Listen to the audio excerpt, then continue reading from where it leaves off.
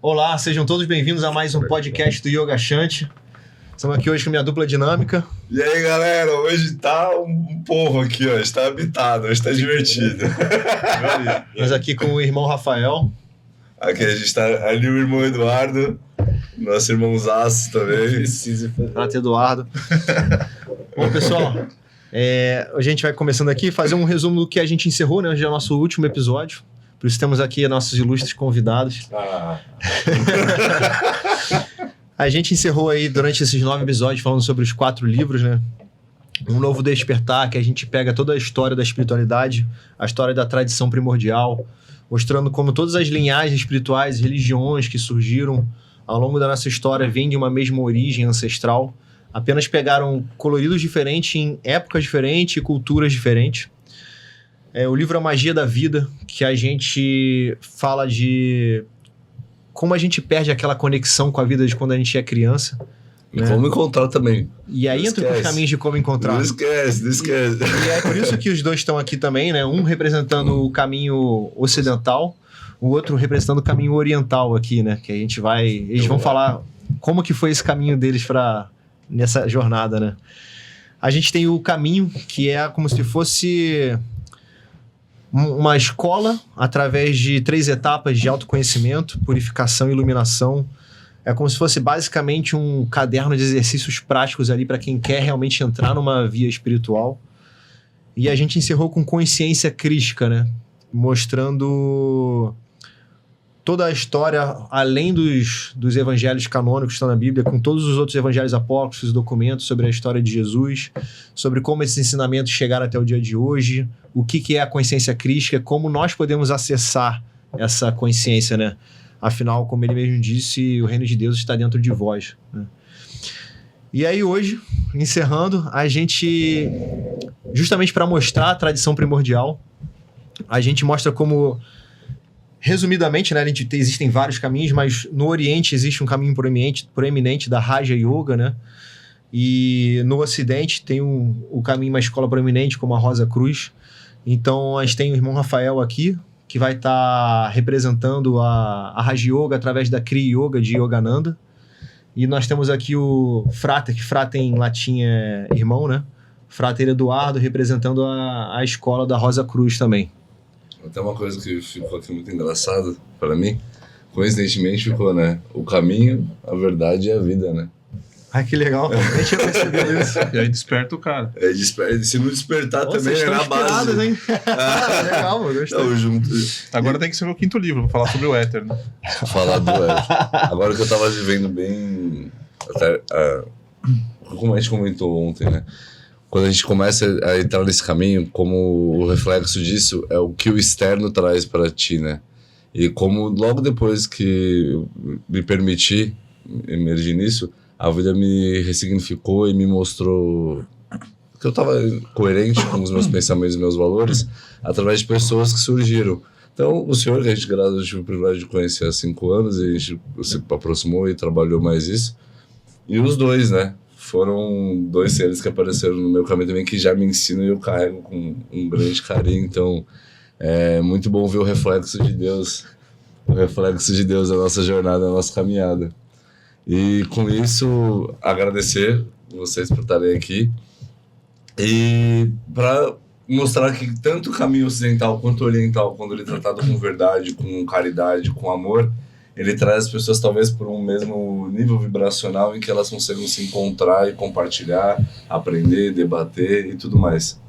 E aí eu queria, né, já trazer, e aí a ordem vocês ficam com vocês mesmos. Como que na vida de vocês, em que momento da vida de vocês isso se deleitou, né? Isso veio assim e falou assim, cara, ou vocês vão tomar uma atitude ou a parada vai ficar mais sinistra ainda, porque na minha visão o homem só aprende de 2 jeitos, ou se lascando ou se lascando muito. Como é que foi pra vocês? Joga aí. Vai lá. Jogou. Vamos lá, então. Nas verdades. Usando técnicas japonesas para começar, né? Vamos lá. Bom, dentro do início da minha vida como místico, vamos dizer assim, Eu não posso dizer que eu sou a regra, porque meu contato com Rosa Cruz foi com 4, 5 anos de idade, através da minha avó. Ela entrou na ordem quando eu nasci, e 4 anos depois, 5 anos depois, eu já estava lá participando, porque, final de semana ia junto, ficava, né? Que ela traiu minha irmã, aí eu fui na retaguarda, minha irmã era mais velha, né? A gente acaba ir junto. Então, essa vida como Rosa Cruz para mim começa com 4 anos, né? Tanto é que minha avó paterna que entra na ordem, mas minha mãe é que vai e trilha o caminho por um tempo. E na adolescência eu saio fora. Na adolescência é o tempo de rebeldia, a gente coloca tudo à prova, né? E aí com 18 anos, acho que foi 17, vim voltar a morar aqui na Baixada Santista, e minha avó chega lá na Amorc, né? Tá aqui, ó, o livrinho, faz tua filiação aí, né? Tipo, ou vai ou racha, né? Eu, tá bom. Aí eu fui lá, preenchi, fiz a redação maravilhosa, tinha uma página, escrevi uma frase e entrei, tô aqui. Então aí já são, se a gente colocar, tô com 42, então 38 anos de desenvolvimento na Amorc, né? Agora de estudo mesmo são desde os 17. E como que mudou, assim? Como foi o reflexo? Esse período de rebeldia que você saiu, né? O que foi que desregulou ali? Na verdade, a gente na adolescência a gente começa a questionar o mundo e quem nós somos. Tanto é que a afirmação do eu sou, que você estava falando no último podcast, né? Vem na adolescência. Essa é uma prova pra gente. Então, tanto é que a gente sempre tem esse período de rebeldia nessa época. E você pega do ciclo dos 15 aos 21 anos, que você começa do 0 ao 7, você começa a se entender nesse mundo, se situar, por isso que você engatinha, começa a desenvolver os sentidos.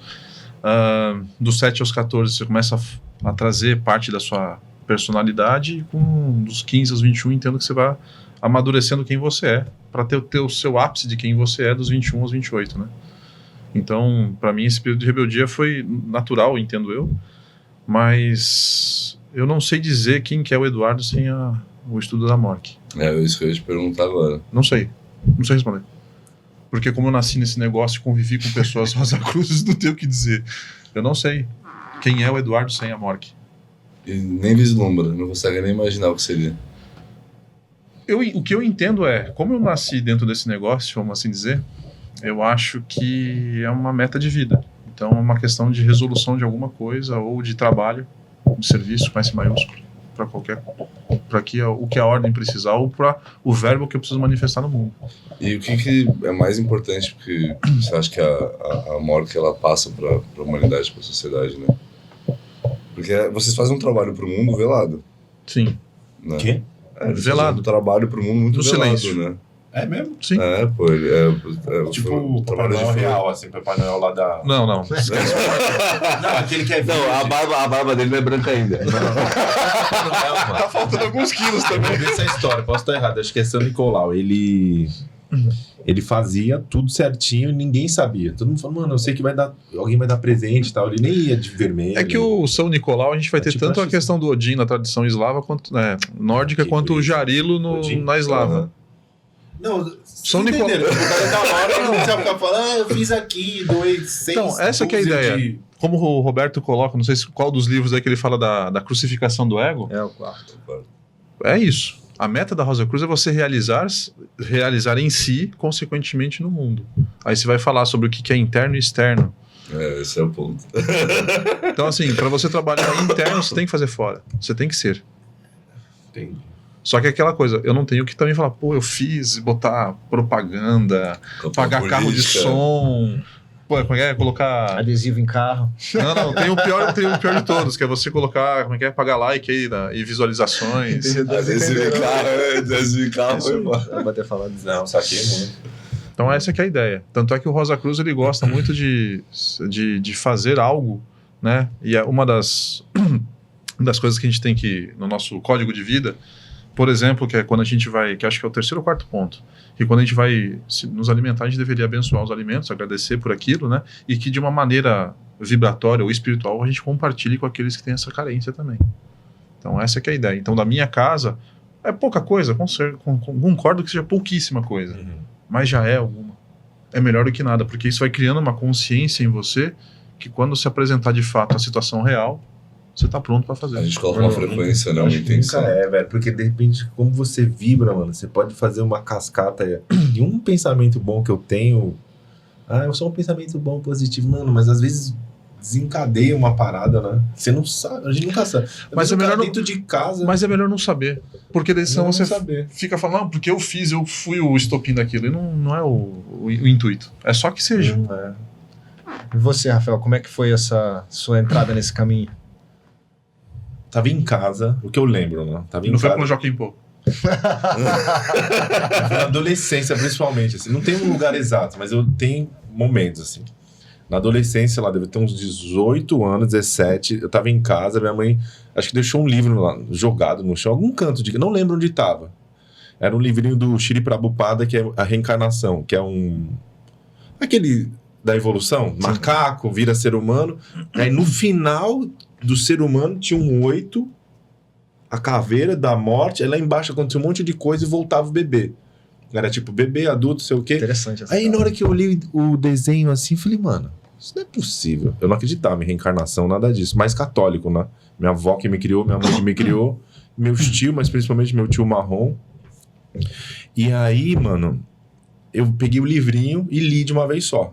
E minha avó já tava velhinha. Ela tinha uns 20 anos, vai. Minha avó tava bem senhorinha, teve uma doença lá e tal, e aí ela ia morrer. Os livros eram dela? Não, da minha mãe. Sua mãe. E aí eu peguei e li o livro de uma vez. Sentei e li o livro. Aí eu falei, mano, que raiva, velho. E joguei o livro longe. Porque o cara dava uma verdade ali, né? Tipo, você vai morrer, vai acontecer um bagulho aí no mundo espiritual e você vai voltar. Eu falei, como que vai acontecer com a minha avó? Ela vai voltar aonde? As ideias, nada a ver. E joguei o negócio longe. Fiquei com raiva mesmo, assim. Quase fui brigar com a minha mãe. Esse livro aqui, nada a ver. Mas aí corta e eu fiquei muito... Como que é? Ansioso, quase depressivo, mano. Quando eu era adolescente, assim. Eu acho que eu não fiquei depressivo porque eu não fui no médico. Senão, você tá depressivo. Tá no rótulo lá. E aí, minha mãe sempre passava algumas coisas. Contava a história da esperança, que ela tava presa num baú. Sempre isso me incomodava muito. Aí eu comecei a estudar massagem. Minha mãe é massagista, me passou Dona Clélia. Te amo, mãe. Aí ela me passou o conhecimento dela. Eu comecei a fazer massagem. E no meio da massagem sempre tem muito... esoterismo, não sei o que, e livros, assim, né? Eu até te perguntar, tem algum livro da Mork? Sobre massagem específica. Não. Não, livro da... Tipo, cristão tem a Bíblia. Não, tem alguma coisa que da hora. dê pra conhecer mais aprofundadamente. Conhecer tem. Agora pra você... Estudar... Na verdade, a vida... Só Você com dentro, Rosa né? Cruz, você recebe lá um livrinho toda semana. Ela vai, vagabundo, estuda aí. Sim. Quase isso. Aí só frequentando, só se associando. Sim. Você tem a biblioteca, né, da Rosa Cruz, você tem vários livros Tem escritos por várias vários. pessoas sobre assuntos da Rosa Cruz. Tem encontros abertos lá na Mork? Tem uma aqui, não tem? Aqui do lado? Tem em Santos. Não, daqui do lado não. Tem em Lá Santos na Afonso na Pena. Afonso Pena. Tá pertinho da gente. E tem em São Vicente, perto do Carrefour. Então, aí eu fui fazer massagem, não é bem esse caminho, mas eu fiz massagem e encontrei um livro, e aí comecei a fazer Tai Chi Chuan. Nossa. É muito normal, né? Eu fiz um curso de massagem lá em São Paulo, na Guilhermina Esperança, na Unic. Aí tinha uns chineses, japoneses, não sei o que, trabalhei na Liberdade, comecei a fazer Tai Chi Chuan, senti uma vibe mó boa, assim, de uma energia que vai além dessa pele, assim, e conheci o livro do Hermógenes, Autoperfeição com Hatha Yoga. Aí aí eu comecei a praticar sozinho por muitos anos, e aí eu sou professor de yoga, né? E aí, massoterapeuta e professor de yoga. Faço outras coisas, mas massoterapia e professor de yoga começou assim. Eu praticava, passou muito tempo, sei lá, uns 10 anos. E aí, nesse meio, pessoas me chamaram para trabalhar. Eu falei, não, mas eu não sou professor, eu só pratico. Ah, não, mas vem me dar aula. E aí, eu comecei a trabalhar aqui em Santos nessa pegada, assim. Eu mudei para cá com a mãe da minha filha. E aí, quando eu cheguei aqui, eu lembro que teve até a crise lá da Dilma com o cara de cabelo branco, o Eduardo Cunha. E aí, deu a crise no Brasil, o Brasil tá em crise, e eu consegui 3 trabalhos como professor de yoga. Avisei todo mundo, falei, eu sou massoterapeuta, praticante já há um tempo, não domino, até hoje não domino muitas posturas e tal, nem é o objetivo, mas espera, um mês eu monto uma série, e aí eu dou aula pra vocês. E aí a galera esperou um mês, eu montei uma série, pratiquei um mês uma série, comecei a dar essa série, consegui um emprego onde eu tenho hoje na ABB, me formei fui consertando o avião com ele voando mesmo, assim. Eu não tinha uma formação quando eu comecei a trabalhar. Aí fiz uma formação de yoga, não sei o que e tal. E no meio disso eu conheci o Yogananda, né? Que é o mais forte do yoga na minha vida. Paramahansa Yogananda. Minha mãe, pô, rápido, tem um caminho de Deus. Aí ela me deu autobiografia de yoga falando das coisas fantásticas que tem lá. Tem um cara que tira a foto dele e ele não sai na foto. Aí eu falei, nossa. Dos Lahiri perfumes, Mahachaya. né? Eu lembro do Santo dos Perfumes. Ela falou, tem umas coisas muito legais nesse livro. Aí eu comecei a ler e aí me pegou, velho. Aí não sei explicar, velho. É tipo... Minha mulher que me apresentou o Yogananda também. Tanto aqui em casa, volta e meia, a gente troca umas figurinhas sobre os livros dele lá. Não, uma brisa, velho. Mas eu não me aprofundei muito. Inclusive, eu não sei pelo senhor, mas e super indico a autobiografia de um yogi. Putz, Lê, independente. Eu tô tendo Você não precisa nem acreditar em Deus, mano. Não, eu tô tendo a oportunidade de divulgar isso em público, Leia então, pelo o amor de livro. Deus, leia a autobiografia de um yogi. Livro lindo, maravilhoso. Assistam O Despertar também, é o filme que fala sobre Yogananda. Vocês vão ver uma série de autoridades do mundo aí que carregavam esse livro como livro de bolso. E leiam descrentes e crentes em tudo. Desconstruam a sua visão do que é mito, do que não é. Entendam o poder do mito. Entendam que tudo que a gente fala aqui sobre essas mitologias, sobre esses símbolos, é muito para deixar bem claro, né, bem ilustrado, coisas sobre o eu. Uma coisa que eu gosto muito da passagem da vida do Yogananda é a morte dele. Eu acho a coisa mais linda que tem. Que o cara tá lá, passando, dando uma última aula, já sabia que a missão dele tinha cumprido, falou, isso aí, galera, valeu. PT Saudações. Ele deixou eu tirar uma foto ainda no último sorriso. Essa foto Tipo isso. bonita. Muito foda. É o do nosso templo, a foto do altar, né? Acho que é. Eu achei muito louco, cara, isso. E aí... Eu comecei a ler o autobiografia de yoga. É aí, mano, que entra as paradas da vida. Eu tava andando lá na Lapa, morava na Lapa, em São Paulo, essa época. Você tem Lapa em São Paulo também? Tem, lógico. Achava que era só no Rio. Não, lógico que tem. Muito legal. Ou Boqueirão também. Sempre nas cidades também tem o bairro Boqueirão. Boqueirão eu moro. Aí o que eu Da ia... Praia Grande ou daqui? Aí o que Daqui. eu ia só engatilhar, porque aí foi a minha curiosidade. Você já trabalhava com energia, você tinha esse conhecimento vital, porque você já fazia tai chi, já trabalhava como terapeuta e tal. Já tinha tentado meditar sozinho. E aí você pegou a autobiografia de yoga com esse conhecimento e com essas práticas já. Sim. Como que foi absorver isso vindo de um swami, assim, de um mestrão? Demorou acho que uns 15 anos pra aceitar que, tipo, Yogananda é meu guru, assim. Eu não sou indiano, né, velho? Eu não consigo seguir igual um indiano segue, assim, arrisca, um guru e tal. Eu gosto de outros professores e... Não dá, velho. Não consigo. E aí, o que aconteceu? Eu tava andando na rua e tinha um papelzinho no chão escrito Omnisciência. Eu falei, nossa, que palavra da hora. Era o Om, I, N e etc. Um trocadilho, né? Omnisciência. Eu falei, mano, que da hora, velho. Eu peguei o papelzinho no chão, era uma livraria. Eu tava na Lapa, lá embaixo, na rua Schilling, e essa livraria lá em cima, na Vila Madalena. Vila Romana, Vila Madalena, quem conhece São Paulo sabe, ali é Lapa. Aí eu falei, mano, vou colar nessa livraria. Só que aí esqueci, porque era longe, velho.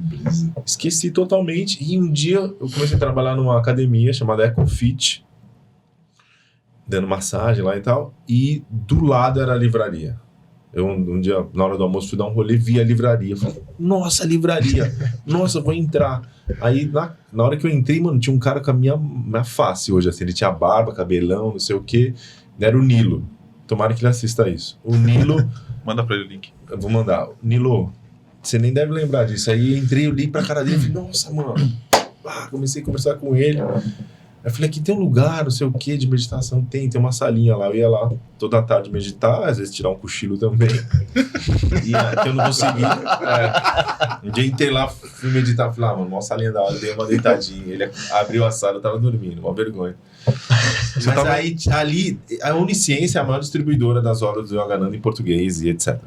é da Maev Vida, ela, mano, ela é um arraso. Eles mandam as lições pra mim todas. Ela é muito gigante, ela é muito maravilhosa, velho, no negócio do Yogananda, assim. Ela é gigantesca, da distribuidora Onisciência. E aí, o que acontece? Eu fui lá, comecei a seguir, ele falou, tem a meditação, que era perto da livraria, que é lá do pessoal da Vila Madalena. Aí eu comecei a frequentar. Só que eu tomava uma cervejinha, comia carne, eu fiquei vegetariano um tempo, agora não sou mais, mas enfim. E aí, mano, eu comecei a frequentar a meditação. Os primeiros dias que eu fui, eu não sabia de nada. Tinha 6 mestres lá, nas fotos, eu não sabia que os caras tinham morrido, velho. Eu não me liguei, velho. É muito boa. Eu não me liguei, velho. Não me liguei, eu achei que os caras estavam ali. Na primeira meditação, eu falei, nossa, fiquei lá, cantamos, meditamos, não sei o que. Falei, nossa, que vibe boa, mano. Agora, que hora esses caras vão saber onde eles estão, mano? Eu achei que fazia toda a cerimônia pros caras. o Kutumi, uma hora aparecer lá. O Yogananda eu achava, não, acho que ele já morreu. Eu não tinha lido o livro inteiro ainda, acho que ele já morreu, mas de repente esses caras místicos, né? Os caras já Eu achava que voltou. ele ia sair do cantinho, assim, mano. Tamanha minha ignorância. E tem a foto de Cristo lá também, né? Se você visitar, o bagulho fica louco, hein? Brisa. Cristo, eu falei, não, Cristo não vai. Mas os caras... Esse aqui, né? Esse aqui da direita. Não, mas Cristo também pode, né, velho? Eu fiquei na mó brisa, não é zoeira, velho. Eu não tô falando o nome de Deus em vão. Aí, mano, é porque é um bagulho divertido. Mas assim, se a gente encarar essas coisas com essa leveza, pode parecer irreverente, mas não é. Não é, foi uma puta verdade. Se tu parar pra pensar, o cara, ele desvendou a parada quando ele chegou. Que é, eles estão aqui. Eles estão aqui, entendeu? Eu vou encontrar com eles. Se você for pegar as religiões antigas, que a gente disse por pagãs, né? Você vê que eles acreditam que os deuses vivem com eles. Quando chove, tá lá, pros nórdicos o Thor e tal, não sei o quê. Não, esse bagulho é emocionante, é da hora demais. Mas enfim. Como é que você entrou na Kriya Yoga, na selfie? Então, eu não peguei a Kriya Yoga ainda. Eu só sou amigo do Yogananda e frequentador. Mano, faço tudo como um Kriyaban, mas eu não tenho uma Kriya Yoga. Mas eu sei que Aí eu comecei a frequentar. Mas eu sei que largou e frequento até hoje. Eu sei que você não pegou a Kriya por uma opção. Hã? Você não pegou a Kriya por...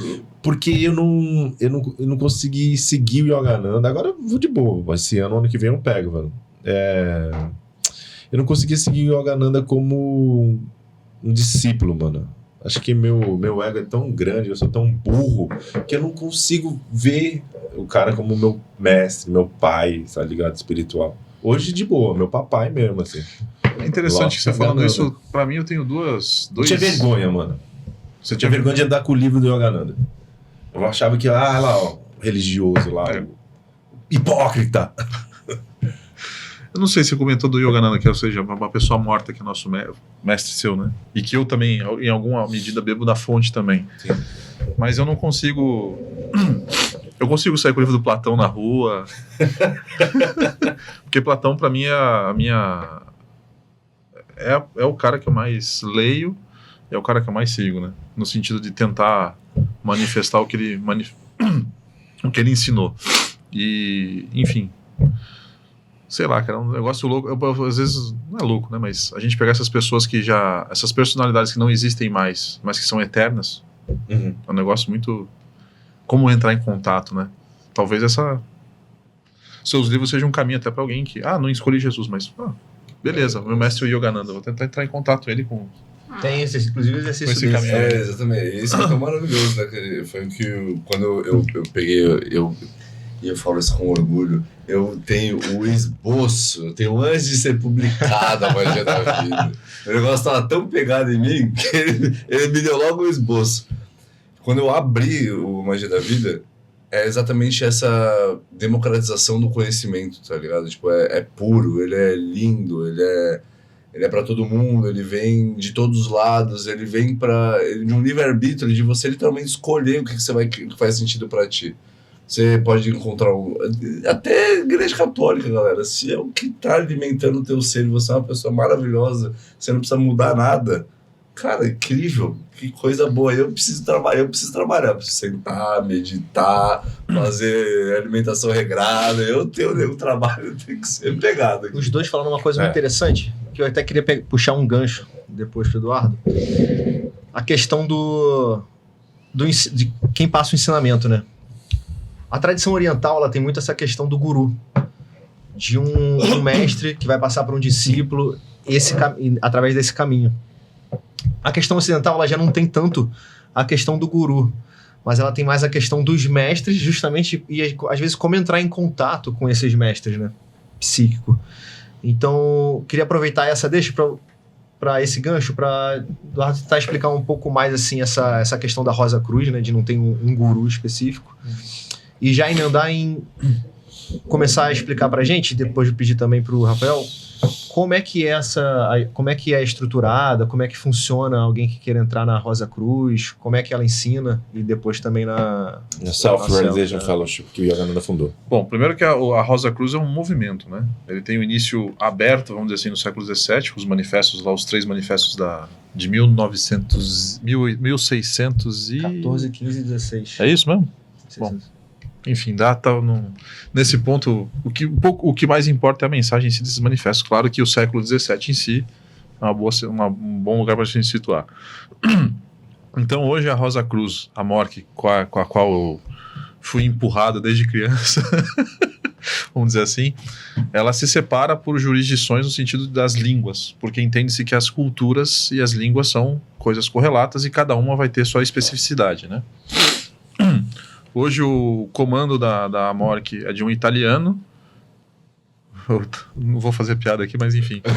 Ele se tornou Rosa Cruz aqui no Brasil, né? Na região de São Bernardo do Campo, ou Mojimirim, alguma coisa assim, através do pai dele, né? E o cara tá lá na Europa tocando a MORC mundial. E aí, no Brasil, a sede fica em Curitiba. Aí é um brasileiro que tá lá, não é nenhum estrangeiro. Enfim. E essa jurisdição de língua portuguesa, ela vai abranger o Brasil, Portugal, acho que qualquer país que fale língua portuguesa. Ou seja, se Macau, lá na China, quiser ter entendo eu, posso estar errado aqui, a primeira pessoa, talvez, a receber esses membros, por exemplo, da MORC, seria o próprio grande mestre de língua portuguesa, né? Respondi essa parte, não? Sim. Tá. Sobre a questão dos mestres, né? Uma coisa interessante é que o oriental, ele consegue trabalhar com o ego muito diferente do ocidental. O ocidental, ele é muito egóico. É absurdamente egóico nesse ponto. Tanto é que o oriental, você pega as culturas hindu, chinesa, japonesa, por exemplo, coreana, eles têm uma noção de sociedade em que a família vem acima do indivíduo. No ocidente não, é o indivíduo que vem acima da família. É um troço bizarro. E talvez para nós ocidentais a maior barreira que a gente encontra, ou que eu já encontrei na minha vida como estudante da Rosa Cruz, é essa coisa de entender que a própria MORC é uma grande família, como a gente se chama de irmão e irmã, usando a fórmula em latim de frater e soror, né? Esse é um entendimento muito difícil para os ocidentais. Então, acredito que de maneira bem inteligente, a gente não tem essas figuras assim tão proeminentes de gurus, né? E sim de, talvez, aqueles mais antigos, os irmãos mais velhos, vamos assim dizer, que vão orientando devido aos acertos e erros dentro de uma trajetória. E como funciona a Rosa Cruz, para quem vai entrar? Que caminho ela vai percorrer para ensinar a pessoa? Quero ir lá visitar. Primeiro você tem que achar a sede, né? Geralmente, no Brasil, a gente não tem em todas as cidades, né? Mas nas maiores cidades regionais, você com certeza vai ter. Então, aqui na Baixada Santista tem Santos, São Vicente, Mongaguá, Guarujá e Itanhaém, né? E no ABC você também vai ter lá em São Bernardo, né? Em São Caetano. Agora, essa cidade de São Paulo, como uma cidade gigantesca, você tem quase todo o bairro lá, né? Vamos assim dizer. Mas, por exemplo, eu quero entrar na MORC, que é o normal, né? Eu sou a exceção. Você primeiro vai buscar a informação sobre... hoje em dia a internet é a melhor ferramenta, não tem como. Você faz inscrição via internet também e tudo, e você já vai receber os ensinamentos até também de maneira virtual. Se você quiser, também tem a maneira de pegar o que a gente chama de monografia na mão para poder estudar. Mas eu entendo que para você fazer parte de qualquer organização, que você precisa ter coragem. Você precisa dar o primeiro passo, né? Por isso que as ordens iniciáticas, como eu gosto de falar, elas propiciam para a gente inícios. O meio e fim é problema teu. Tanto é que, através do teu meio e teu fim, esse mestre, de maneira invisível, vai ter seu trabalho realizado através desse pequeno discípulo que aqui está. Então, de novo, você precisa ter a coragem de ir lá, conhecer pessoas que você nunca viu na vida, certo? Participar de meditações ou de palestras, ou o que seja, e você ver se aquele grupo de pessoas ou aquilo que se é falado é algo que lhe toca, né? E como que é em relação à assiduidade, né, na morte? Porque, por exemplo, pessoas como nós que viajamos e trabalhamos, né, sempre muito fora, então passar 3 meses fora daqui, a gente consegue estudar isso em outros lugares, mantendo a nossa associação com a nossa ordem? Sim, consegue. Só que daí você vai ter uma coisa que eu sei que, infelizmente, o mundo moderno ele trabalha contra a gente que quer se esclarecer e se iluminar. Porque, assim, a Ordem Rosa Cruz você pode estudar em casa, fazer tudo bonitinho, sozinho no teu canto. Mas uma andorinha não faz verão. Então, tenho que me juntar a pessoas, né? E uma coisa que é interessante que eu demorei décadas da minha vida para entender que é o tal do serviço Rosa Cruz, com S maiúsculo, né? Aí você fala, tá, eu tô ali fazendo, tá ajudando nesse organismo afiliado que a gente chama, né? Nesse corpo que tem outras pessoas que também são afins, que também são membros da mesma escola. E vai ser como se fosse uma grande família. Você discute, você discorda, você concorda, sai algumas rusgas, porque é intrínseco da relação humana você ter diferenças, e às vezes essas diferenças ter posturas mais difíceis de se lidar, né? E às vezes chega a ser a ruptura de a pessoa não ir mais, porque, não fui com a cara tua, não quero ir mais. O ego, literalmente, né? E o serviço Rosa Cruz é justamente para isso, para você se lapidar. Você vai se botar num pequeno cadinho, em que, se você demonstrar força... Cadinho é o quê? Cadinho? É o... A pedra bruta. Mas é o local onde vai botar a pedra bruta pra você... É um pilão, vamos dizer assim. tipo um pautinho branco? Que pilão? É usado na alquimia também. É por isso que eu perguntei, material, né? A música de Jorge Benjor, né? Cadinhos. Os alquimistas, e aí? Enfim, Olha, muito bom. Tem muito músico brasileiro aí que tem associações com organizações, vamos assim dizer. Tem bastante. Raul Seixas até... O Gonzagão, o Luiz Gonzaga, Maçom, a né? música dele, a Cássia Amarela, é uma música maçônica. Sim. A Cássia Amarela do Luiz Gonzaga. A Cássia Eu Amarela. nem conhecia. A Cássia Amarela a Cássia é uma planta que foi usada como os melhores bases de perfumes, é a maior mistura para perfume. Na época das grandes navegações, a Cássia foi uma das plantas mais caras, mais difíceis de serem transportadas e que eram mais procuradas. Uhum. E o conglomerado, enfim, não pode. Não pode, porque tem uma... Mas o que eu fiquei curioso o senhor fala muito da fraternidade, né? E como o nosso lado ocidental sempre traz para essa parte de irmandade, porque a gente não faz o verão sozinho. E o trabalho individual é importante, etc. Mas aí a gente vem para a parte oriental e a necessidade do isolamento, né? A necessidade que os mestres têm, que eles passam para nós de nos isolarmos para poder alcançar alguma coisa, e etc. E aí eu ia perguntar para o Rafa em relação a isso da selfie, né? Que esse trabalho indulgente da meditação, que mesmo nas nossas reuniões, de sábado é uma coisa muito rápida, mas que sempre traz para o indivíduo, né? Sim. Você tem que fazer a tua parte, né? Mas você perguntar outra coisa também, não ia? Também, como é que é lá dentro da Self-Realization, mas casa até com o que ele está perguntando, né? Como funciona lá dentro, como é que é você entrar, quem quer entrar e seguir esse caminho, como é que funciona também. E aí pode até emendar nessa questão ali da questão do isolamento e do trabalho em sociedade também. Tem os dois, né? Tem o seu trabalho, você tem que fazer o seu trabalho, não tem como você se autorrealizar, que é o nome, né? Autorrealização e fellowship irmandade. Irmandade, como se fosse irmandade. Autorrealização na irmandade. Então você tem que se autorrealizar, você vai ter que passar pelo seu processo individual de sentar e meditar. É o que o Yogananda sempre fala, assim. Não deixa de ser o cadinho, né? Não deixa de ser o cadinho. Perfeito. O self-realization. Agora a gente vai começar os nossos encontros de Você técnicas, precisa passar um período da vida fazendo as suas práticas. Não tem outro caminho. Se alguém souber aí, fala pra nós. Você vai ter que trilhar sozinho mesmo. Sozinho, você vai estar em grupo, mas você vai ter que sentar, aprumar sua coluna, fazer as técnicas e conversar com Deus da melhor maneira que você conseguir. Aí depois você conseguir esse papo com Deus, você volta e traz pra gente, né? Vixe Maria. Pode ser escrevendo, pode ser dando comida, pode ser, né, dando massagem, pode ser servindo a gente pelas Forças Armadas. Eu acho que isso é uma coisa que une os dois caminhos, porque você tem o seu trabalho interior, que é um trabalho sozinho, isolado, e é como ele falou também, que tem nas duas escolas. É como se você, eu entro em mim, eu me fortaleço, eu aprendo coisas e agora eu trago frutos para a sociedade, né? Eu trago frutos para o mundo. Acho que isso é uma coisa que une os dois caminhos. E eu fiz a pergunta para os dois, porque aí depois eu quero jogar para ti, que é, você experimentou os dois, e eu sei da necessidade que o senhor tem de se isolar, às vezes, por períodos e etc. E ao mesmo tempo, sempre, é muito engraçado como linka, né, as datas dos seus compromissos em sociedades muito regidos também pelas duas instituições. Como que é achar esse caminho do meio, assim? Como que foi encontrar esse caminho do meio? Porque, para quem não sabe,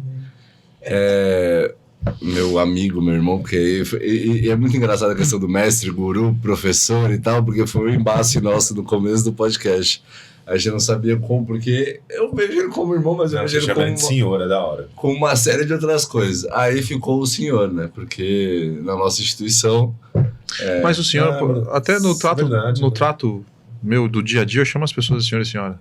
E senhorita. Senhorita é muito da hora. Mas é que é uma questão de respeito. É que no militarismo isso fica intrínseco na gente, a gente não consegue tirar isso. Isso, a gente não tira. Porque eu não trabalho na Força Armadas. Armadas. Eu trabalho nas Forças Armadas, então... Mas então a Selfie, mano. A Selfie é uma instituição fundada por Paramahansa Yogananda. Se você quiser entrar lá, é muito fácil. Você vai ter que se identificar, né? 1925, né? Não lembro. 1920. Ele chega acho que é em Chicago. Em Chicago.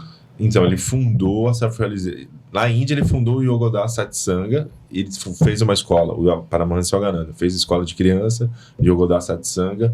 E na América do Norte, em Chicago, ele fundou mesmo. É uma associação, tem CNPJ, é um negócio, um trabalho profissional, assim, de uma instituição mesmo, por onde você vai entrar. Hoje é pela internet, você pede as lições lá, mas acho que o canal é isso, você vai ter que sentir... Tem que ter coragem. Tem que ter coragem. Tem que ter alguma isca, assim. Alguém te levou, alguém te deu o livro. Tem gente que vê o livro... Às vezes eu vi gente que falou que viu o livro no chão, velho.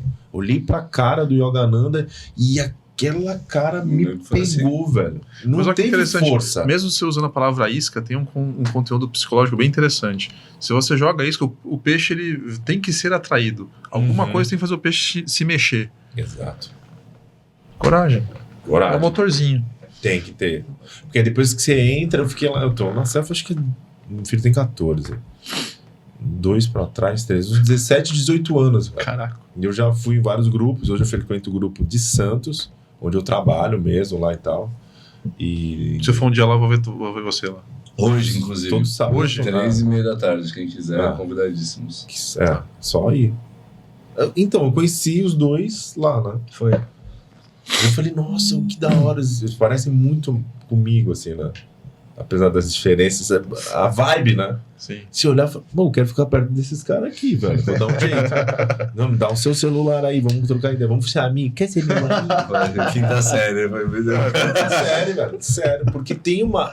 Então, a Selfie tem isso, assim. É gigante e ao mesmo tempo parece ser minúsculo, assim. Tem vários trabalhos sociais também que não são... Tem um trabalho de orações, é muito grande, é uma instituição grande, assim. Cara, olha que legal que ele falou, como a gente se conheceu, parece criança. Lembra como é que a gente se conheceu? Foi em Curitiba, numa convenção nacional. Eu vi esse cara com uma criança no braço e tá na perna, assim, andando. Porque a Rosa Cruz, ela tem um trabalho com jovens, né? Que antes, como é que era o nome? Ordem Rosa Cruz Juvenil, que é da minha época, né? Que era hoje é OGG, Ordem Guias do Grau. Então você tem esse trabalho, né? Você passa já um conhecimento para criança, já mostrando conceitos espirituais, morais. Vou ligar pro último podcast de vocês, hein? Mas termina aí. E lá tem um lugar chamado Morada do Silêncio. Porra, uma montanha assim linda pra caramba. Que tem no alto uma torre, um lugar que você vai lá ficar em isolamento. Tá vendo? Também tem o período de isolamento nos dois caminhos. Sim. E lá a gente fez o trabalho com as crianças. Ele desenhou um trabalho, fez Baseado em Cavaleiro Zodíaco, as 12 casas. as 12 casas. Os 12 signos. Pra E falar aí, 12 iniciações. foi passando as crianças por 12 iniciações, como se fosse uma historinha de Cavaleiro Zodíaco. Pô, foi muito legal, cara. Sim. E a gente lá, né, vestido com espada, Com as fazendo roupas. a iniciação das crianças. Foi assim que a gente conheceu, com crianças. De maneira alegórica. É. Não, e vocês vão falando e eu vou linkando com as coisas, né, dos outros graus, aí eu fico, meu Deus do céu. Mas olha que interessante, para Rosa Cruz hoje, para os jovens e adolescentes, né, as crianças dentro da Ordem Guias do Grau, o símbolo deles é o Raimundo VI, conde de Toulouse, que era um cristão, não cátaro, mas defendeu os cátaros na Cruzada Albigense. Que a gente tá falando no último podcast. Incrível. Louco, hein? E aí, eu queria fazer uma pergunta pro Rafa. Rafa, quando... Que aí, geralmente, a gente é mais doido, né? Assim, essa galera mais vista como lado hindu, oriental, a gente é mais como maluco, né? E além de todo... além de todo preconceito, além de toda vergonha e toda superação de ego, o que mais que... Tipo, que você sentiu que em sociedade, em como você vê o mundo e como você trata o mundo mudou depois da selfie? Depois da selfie, não sei exatamente, cara. É minha família, né? Tem... Não sei o que falar, velho. É minha família, assim. É igualzinho mesmo a família, meus parentes, assim. Tem as discussões. A mudança foi essa, assim. A minha mudança foi de eu aceitar que eu tô com a minha família, cara.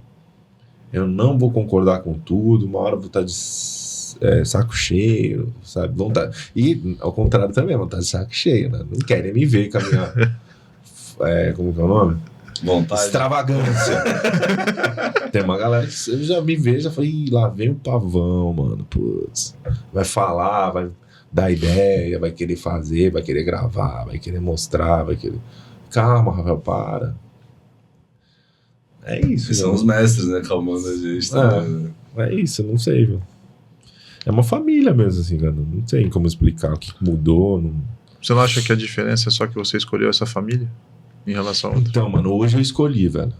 Hoje eu escolhi mesmo. Assim. Hoje eu falei, cara, tem a faixa etária também. As pessoas da selfie normalmente são mais 60 a mais e tal. Sério? Na maioria. Aqui em Santos, o meu grupo, sei lá, são 5 pessoas. Eu tenho 44. Os outros 4 têm 60 a mais. Eu sou o nenenzinho. Na Rosa Cruz também, a maioria, não é? Então, mas eu acho que isso é uma questão do mundo. Mas tem muita gente jovem que vai na selfie. E Mas a não fica, maioria é mais velha. Mas que, porque é muito antigo. Quando- Quando, quando- 1920, né? quando a semente pega e cresce, é geralmente a pessoa mais madura mesmo. E hoje em dia as pessoas estão demorando para amadurecer, eu acho. Sim. O trabalho de vocês é bem exigente. Vocês estão falando uma coisa que eu tô me lembrando, uma coisa muito interessante também. Essa questão da coragem, né, da dedicação, de trazer fruto. Eu acabei seguindo esses dois caminhos, porque aí eu percebi que eles são complementares, né? Eu primeiro entrei na Rosa Cruz. Eu lembro que eu estava na fase de vida de... Tava morando em Belém do Pará, tava servindo lá. Eu estava na fase de vida assim que eu queria trabalhar, fazer trabalho voluntário, né? E aí eu saí procurando vários lugares, fui em igreja, fui em igreja evangélica, igreja católica, bati até na porta da maçonaria, saber se eles faziam algum trabalho de ajudar a população. Acabei trabalhando muito num centro espírita que tinha lá, tinha evangelização das crianças, trabalho com as crianças da comunidade, tinha evangelização dos mais velhos, alguns não sabiam ler. Então, foi muito legal ali. E foi nesse momento que eu encontrei a Rosa Cruz. Estou andando lá em Belém, e aí você tem a loja Rosa Cruz Belém, né? Tinha um fráter lá, eu vi a fachada, né? Nunca tinha visto aqui uma fachada com meio egípcia, né? Com umas colunas, umas imagens egípcias. Eu achei muito intrigante aquele lugar, fiquei olhando assim. Aí quando eu reparei na porta, tinha um senhorzinho, né? Uns 80 anos, né? E aí ele tava na porta assim, fez assim pra mim. Aí eu entrei lá, ele conversou comigo, aí me apresentou a Rosa Cruz, eu achei muito interessante, né? Como é que é os estudos em graus, como se fosse uma escola mesmo, de um segundo ano, primeiro ano, terceiro ano. E aí você vai passando assim, e aos poucos vai recebendo aquele ensinamento. Eu achei aquilo maravilhoso e entrei na Rosa Cruz, né? Comecei a seguir aquele caminho. E aí eu não sei se é coisa de vida Quantos anos passada. você tinha mesmo? eu tinha 20... Como se ele fosse velho pra caramba. Não, foi 27. Não foi? 27, 28, 27 anos. Foi bem eu no acho. Retorno de Saturno, né, que você comentou comigo. Tinha uns 27 anos. Quando o quê? Retorno de Saturno. Foi quando eu entrei na Rosa Cruz. E eu não sei se é reminiscência de alguma coisa, mas eu ficava Pô, e até hoje, cara, cada monografia que eu recebo, eu fico fascinado ali por ela, com aquele aprendizado, aquele conhecimento. E eu achei maravilhoso da Rosa Cruz que ela, em cada ensinamento, cada monografia, ela te fala o que é aquele ensinamento. O ensinamento é isso aqui. Ela te prova, e explica por A mais B por que aquilo. Não só fala que ela explica tecnicamente por que aquilo acontece, ou aquele fenômeno acontece, ou como usar aquilo. E ela te dá uma prática, um experimento, que você prova para si mesmo que aquilo é verdade, não só porque a monografia está dizendo. Tudo começa ainda com o autor tal, na época tal, falou sobre isso aqui, sobre esse assunto. Então ela liga o acadêmico, o interno, o externo, a prática e a comprovação. E eu achei isso muito legal. Só que eu sentia... Porque são caminhos diferentes, o ocidental e o oriental, né? O caminho da Rosa Cruz, ela vai te passando como você tem um domínio sobre as suas faculdades psíquicas, e ela vai aprofundando isso ao longo do tempo. E eu sentia falta de uma meditação. Eu sabia, por isso que eu digo que acho que é coisa de vida passada, eu sabia que existia alguma meditação primordial ali que fosse, não qualquer meditação, mas a meditação poderosa, né? E buscando isso, chegou o livro do Yogananda, né? O Autobiografia de Yogi, que aí eu vi ele falando exatamente aquilo que eu buscava, né? Mas onde chegou esse livro? Quem te deu? Você viu na livraria? Tava na morgue? Não lembro. Foi uma precipitação. Materializou assim, Foi um livro bem usado, não sei se eu me Não, mas é o Yogananda que materializa esse livro, cara. Não tem explicação. Tipo, esse cara aqui tá precisando receber o meu livro agora. Faz acontecer. Alguém te entrega aquilo ali, naquele momento certo. E ali, aí eu vi aquilo que eu tava buscando. Ainda não entrei pra selfie, como você, assim. Eu fiquei um tempão, né? Quando fiz uma viagem pra Índia, fui pros Himalaias e tudo, e lá eu conheci um ashram da Kriya Yoga, e foi aí que tive umas experiências ali que, isso aqui é pra mim. Da Kriya Yoga, mas não da selfie. Da Kriya Yoga, porque tem outras linhagens também, né? Que legal. E aí, só que quando eu voltei, eu entrei pra Self-Realization, né? Conheci aquela Kriya Yoga, comecei a praticar, recebi aquela meditação potente, e pra mim aquilo uniu os caminhos. Porque essa é a diferença. No Oriente, ele já vai te dar, toma porrada logo de cara, e a forma de você aprender a dominar as suas faculdades psíquicas vai vir com o tempo. Você vai aprendendo com o tempo. Elas só fazem diferente, mas no final você vai ter percorrido um caminho que vai chegar no mesmo lugar. Isso que eu achei interessante. E pra mim elas se completam. É uma ferramenta que cola. Por isso que eu senti que foi no livro, né? Quando a gente coloca os exercícios ali, como um literalmente complementa o outro. A gente sai dos elementos, vem trabalho éter aqui numa meditação de Kundalini, e aí puxa e vai para outro lugar ali e vai institucionalizando e fomentando e organizando isso. Não que não tenha meditação na Rosa Cruz, tem. Só que ela começa bem suave e depois lá pra frente que vai... Eu não sei como é na Rosa Cruz, mas na Selfie, e aí, né, galera, fazendo meu papel aqui de neófito. Eu entrei há pouco tempo na Selfie e você recebe uma lição a cada 15 dias, mais ou menos. Você vai fazer uma associação anual. E ali vai ter o óbvio, né? Porque o óbvio tem que ser dito. Não pode roubar, não pode matar, não pode mentir. Só que ele vem falar sobre karma e dharma. E você tem... eu acho que essa é a diferença de ter escola, de como aprender das escolas, né? Escolas antigas que sabem disseminar o conhecimento, que sabem traduzir tudo isso. Mas o mais importante de todas as escolas é falar a língua daquele momento. Por exemplo, o mundo do que o Yogananda viveu é diferente do nosso. Perfeito. Eu acho que isso que adapta muito bem, né?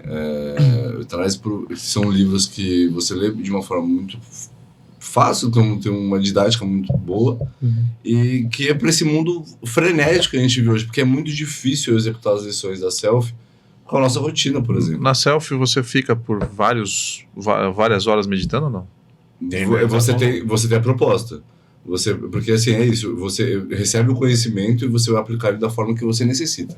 Entendi. Você vai encontrar a sua verdade dentro do seu Atma E o teu Atman vai literalmente ler aquilo e traduzir pro teu ser. Porque a Rosa Cruz ela já não sugere você ficar horas meditando minutos. Ela sugere, faça a É meditação. a mesma coisa na selfie. Mas num período menorzinho para poder também Só que comportar ela a vida vai moderna, te né? direcionar em como usar essa meditação, porque é uma meditação muito direcionada para uma coisa. Então é direcionada totalmente para Kundalini, principalmente no começo ali, e na sensibilidade. Então ela te coloca primeiro numa posição de aprender, sentir e vivenciar aquilo, e depois entender o porquê que você está fazendo aquilo, mas você vai entender já sabendo o que você está fazendo. De forma gradual. Gradual. Tem exercício de energização. É indicado que você faça todo dia, uma prática de manhã, uma à noite, e faça os encontros semanais. Aí nos encontros tem lugares que tem meditação de 3 horas, 6 horas. O Yogananda ele recomenda que você faça... Você tem a meditação de manhã, a meditação de noite, curtas, e ele recomenda, se possível, uma vez por semana fazer uma meditação longa, né? Que aí vai dar de cada pessoa. Quem conseguir ficar 2 horas, 3 horas, né? Ele ficava 6 horas com os discípulos dele nessas meditações longas, né? Mas ele fala 2 coisas importantes na meditação. Ele fala que não adianta fazer uma meditação longa sem profundidade. Ele fala que o principal é a profundidade que você vai para dentro de si. E o tempo também, ele falou que isso tem importância, tem. Então, mas o principal é a profundidade, tá? Profundidade e duração. O tempo é gradativo, né? Ele fala muito também do Sankalpa, da intenção. Acho que são os 3 primordiais, né? A potência, né? Quando você se coloca ali, a parte crítica, né? E a tua intenção, por que você está ali. Então, geralmente, isso a gente pode falar, né? A questão de encontrar mesmo essa figura de Deus, aonde ela vai estar, e pedir para que ela se manifeste para ti, porque é o momento que você vai olhar que Deus está em tudo, né? Está nesse microfone, está nos permeando, está Se você me permite um comentário, uma dessas questões que eu fiz é porque eu escutei aqui as questões do caminho do meio e pelo que eu vi nos podcasts sempre também é comentado. Só que esse caminho do meio sempre a gente faz uma conotação errada dele, no meu entendimento. De novo, posso falar aqui vocês 3 discordarem de mim em 3 pontos diferentes, né? Mas enfim, eu acho que a melhor definição de caminho do meio, primeiro, a gente está buscando equilíbrio aqui, que a gente está falando, né? E tem a tal da justa medida. O que é justo para mim não é para você, nem para ele. E uma coisa que eu aprendi, que eu acho que é a soma, né, do ápice da minha caminhada como buscador, vamos colocar assim, é o que minha avó sempre falava para mim, mas eu não entendia, que é o bom senso. O bom senso é esse negócio de entender qual que é a medida de cada um. Só que, porra, como é que eu não sei a medida para mim, como é que eu vou saber do outro, né? E talvez é nesse tentativa e erro que você acerta a sua. A gente aprende que é respeito, né? A partir daí, né? Porque que vai ter que existir vários grupos diferentes, né? E a gente vai ter que conviver de boa, né? Não é esse caminho. Ninguém precisa meditar o tanto que eu quero meditar na vida. E a gente fala de quem quiser, vamos aí, velho. E é por isso que existem vários caminhos. Tem caminhos diferentes para pessoas com personalidades e características diferentes. E o que você veio viver nessa essência, né? Nessa realidade. Porque a gente volta pra cá e vive coisas diferentes, o tempo inteiro tá vivendo coisas diferentes. Você volta como irmão da tua mulher, você volta como pai da tua mãe. Isso é brisa, né? Entende? Então, tipo, se você se coloca, se tem essa possibilidade disso acontecer, então, pô, vamos desfrutar de tudo, pô. E desfruta da tua verdade nesse momento, nessa realidade. E essa tua realidade pode mudar daqui 10 anos. E a gente vai percorrendo esses caminhos, né? E aí, talvez, chega ao ponto de decidir o que você é, o que... Qual que são os 3 pontos do Yogananda? É a potência, a profundidade e o motivo, né? É, a intenção. Não vai cair na filosofia que quem sou eu, de onde vim, pra onde vou. Vai. É a mesma bagaça, cara. Tem que ser, né? Só muda o jeito de colocar devido àquela realidade, àquele contexto. As ferramentas. Tem outro que todos os caminhos têm, que acho que também faz parte da coragem, que é, primeiro, todos eles, para você praticar, você realmente, vou entrar nesse caminho de verdade. Eu não sou só um carinha que, eu sou Rosa Cruz, ou eu sou da selfie, só para falar para os outros. E que realmente eu vou basear minha vida, o norte da minha vida vai ser esse caminho aqui espiritual.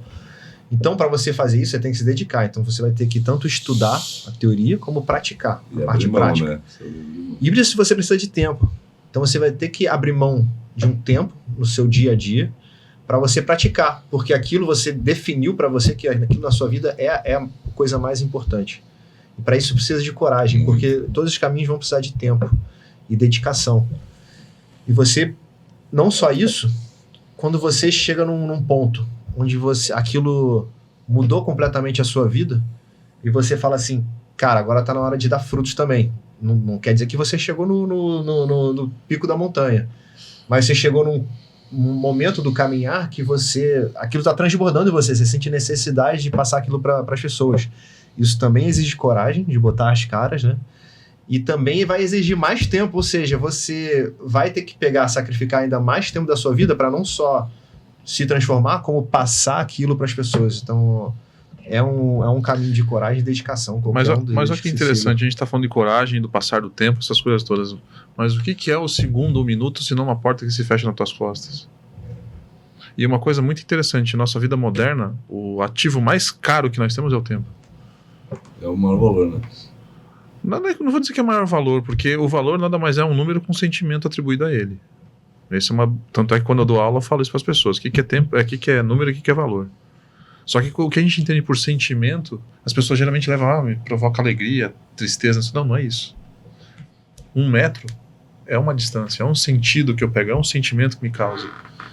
Sabe? Então a questão do valor vem isso. E hoje em dia, até que você está falando da coragem,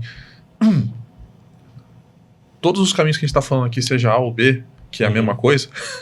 Tem que ser, né? Sim. Levam para o mesmo lugar. Quando a gente começa a controlar o tempo, a gente começa a controlar a mente. Porque, desculpa, você não tem tempo para visitar, para falar, para conhecer, para estudar, mas você tem tempo para ficar no celular, fazer isso, fazer aquilo, que não leva ao enriquecimento da sua própria alma, que é a base que o Platão coloca para filosofia ocidental. E o Grande fala a mesma coisa. Fala a mesma coisa, que o tempo, ele hoje, no Ocidente, principalmente, ele é mal usado, ele é mal utilizado. Ele fala, eu achei impressionante isso, que ele fala exatamente o que você falou. Eu não lembro de ter lido isso no Yogananda, mas... Não, eu sabia que você não tinha lido, foi em outro livro, acho que não é nem na autobiografia, mas ele fala que como a gente gasta muito tempo com coisas que não vão enriquecer a nossa alma. Sim. E o motivo da gente estar aqui na Terra é enriquecer a nossa alma, né? E o mais engraçado é que tudo que o mundo moderno nos coloca é ficar dentro da roda do Samsara. Exatamente. Quem não sabe o que é a roda de Samsara. E detalhe, a meta do Platão... Não, vocês vão explicar, eu não, só vou falar o quê? Que a roda do Samsara pro oriental, para mim, pro meu entendimento, é que é a mesma coisa que sair da caverna de Platão. Mesma coisa. É que nem são formações militares, né? A gente brinca que são formações militares da mente.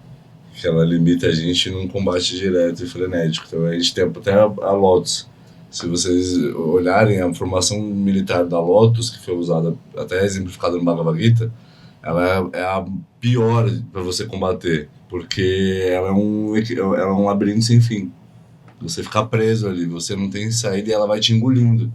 As saídas dela vão se fechando, ela vai te abraçando e se fechando. E é a nossa mente. Que vai te prendendo. E é interessante isso que ele falou do Caverna de Platão e da roda de Samsara. A roda de Samsara é você ficar preso à reencarnação. Você fica preso aos karmas negativos, aquilo fica te trazendo de volta para a Terra, as crenças ilusórias. E a Caverna de Platão... Mas olha que interessante. Na roda do Samsara é uma coisa interna que te prende. Na Caverna de Platão é uma coisa externa. Você lendo a historinha, o Samsara é uma coisa interna que vai te fazer ficar rodando ali, patinando. Já a Caverna de Platão são obstáculos que o mundo vão te colocando na frente. Então, o que eu entendo é, se a gente tem a dicotomia do oriental e ocidental, você vai ter lá, o oriental tem aquela questão já de ser mais amplo, já pensar mais no coletivo do que no indivíduo. Então... E trabalhando o ser. Só que os desafios deles vão ser internos. No Ocidente você tem a sua contramedida que a gente acabou de explicar. E o mais engraçado, se a gente puxar para a sabedoria popular, a gente não fala do tal do anjo da guarda? Se a gente está acordado aqui no Ocidente, quem está dormindo? Não é o oriental? Será que a energia proveniente do sono deles não é o anjo da guarda nosso? Que interessante. Que brisa. Não, é o nosso deles. Exato. Bom, pessoal, conversa gostosa pra caramba, mas fiquei estamos no último minuto agora. Porque o cara desliga, apaga a luz, acaba a ficha. Eu só queria dizer, o Rafa é um cara muito pra cima, assim, muito extravagante, muitas coisas. Eu queria saber, tu sempre foi assim, cara? Não, eu fui tímido até 14 anos. Eu era uma parede, velho. Eu já saí de casa às 10 da manhã, voltei às 18 e não falei uma palavra. E como que por que eu tô fazendo essa pergunta? sem receber a cria, você vive a selfie de uma forma muito bonita. Eu conheço a selfie, é porque eu conversei graças ao meu eterno professor. E eu acabo puta chamando de professor, mas eu entrei em contato com o Rafa, é um cara que vive a selfie, e eu vejo muito dos ensinamentos da selfie do Yogananda nas atitudes do Rafa, assim, tipo, ele é um exemplo pra mim. Vive o ensinamento. Ele vive o ensinamento, cara, e ele literalmente, tipo, ele passa isso com uma alegria. Ontem a gente, no meio da aula de yoga, ele pegou o violão e falou, agora vamos dançar, e daí foi cantando um mantra, né, foi o da onda. Ainda bem que vocês levantaram, ela tá ali, não. Tá ali. Bom, pessoal, infelizmente acabou o nosso horário aí, já deu mais de 1 hora. Mas agradeço aí a presença dos dois. Acredito que foi uma conversa, pelo menos pra gente aqui, foi uma conversa muito gostosa. Vamos ficar mais tempo. Vamos ficar 10 horas aqui. Vou esperar acabar a ficha. Espero que todos tenham gostado aí. Um grande abraço a todos. Prazer em conhecê-lo, cara. Não, o primeiro é meu, velho. Tá maluco. Olha só. Pô, irmãozão. Você tava encerrando, desculpa aí. Acabei. Não, já foi. Já, Tá bom. Ah, já desligou? Não, ele tá gravando aqui, a gente vai editar depois. Mas... Valeu. Tomé, Augusto, minha mãe, minha família. E pra gente encerrar mesmo assim, brigadaço, irmão. Obrigado, galera, que teve com a gente obrigado nesses 10 episódios. Obrigado pela oportunidade, eu vou ter documentado toda essa passagem de 3 meses da minha vida, de um período muito difícil, um período menos pior e de grande enriquecimento. E vai ter o daqui pra frente agora, que a Deus permite e a Deus promete, Deus proverá. Daqui pra cima. Amém, daqui pra cima. Valeu, pessoal. Nossa, muito obrigado. Obrigado. Eu queria muito agradecer ao Estúdio Stream aqui de Santos. Valeu, foram estúdio. sensacionais. A gente fala de outras pessoas no podcast, como a Selfie, como a Mork, como o Jonas, que me ensina muito sobre Vedanta. A gente fala sobre uma galera. Queria agradecer a todo mundo do trabalho que vem falar com a gente, que dá maior incentivo, e principalmente, pô, quem vem procurar a gente e permite que a gente conheça um pouquinho mais a história de vocês salvam muito, porque vocês permitem que a gente trabalhe o que a gente foi buscar, né, e ajuda muito. Vocês dão o melhor apoio do mundo que a gente pode ter são vocês, porque vocês são filhos de Deus, exemplos de Deus, e nos mostram, são a imagem e semelhança dele. Então, obrigado, galera, demais, assim, gratitude demais.